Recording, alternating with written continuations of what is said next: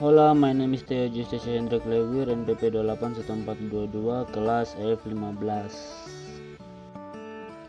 Video ini akan membahas tentang kebijakan penataan organisasi pemerintah daerah.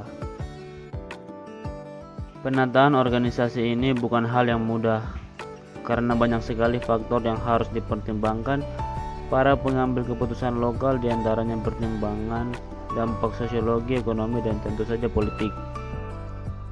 Penataan organisasi pemerintah merupakan suatu tuntutan yang senantiasa harus dilakukan secara sistematis. Karena itu, setiap organisasi harus melakukan evaluasi secara terus-menerus. Menurut Varney, ada 4 faktor yang mempengaruhi. Yang pertama, organisasi secara keseluruhan meliputi perubahan dalam iklim. Kedua, subsistem dan organisasi meliputi perubahan dalam norma yang berlaku.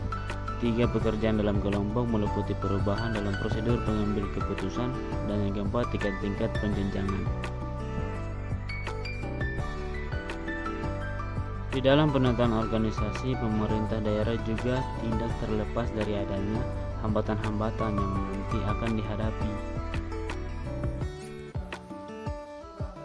Berikut adalah hambatan-hambatan yang akan dihadapi. Yang pertama, aspek sumber daya manusia. Yang kedua, aspek keuangan. Dan yang ketiga, perubahan peraturan perundang-undangan.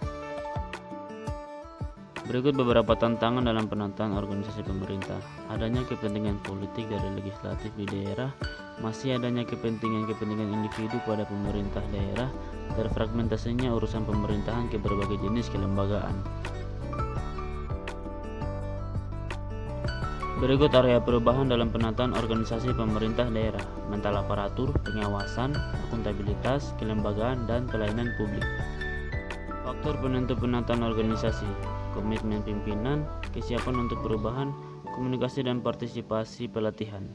Hasil yang diharapkan dalam penataan organisasi pemerintah: yang pertama, mewujudkan organisasi pemerintah yang tepat fungsi dan tepat ukuran. Yang kedua, mengurangi tumpang tindih tugas dan fungsi baik internal maupun eksternal. Ketiga, mengurangi fragmentasi tugas pokok dan fungsi. Dan yang keempat, mewujudkan efektivitas dan efisiensi pelaksanaan tugas.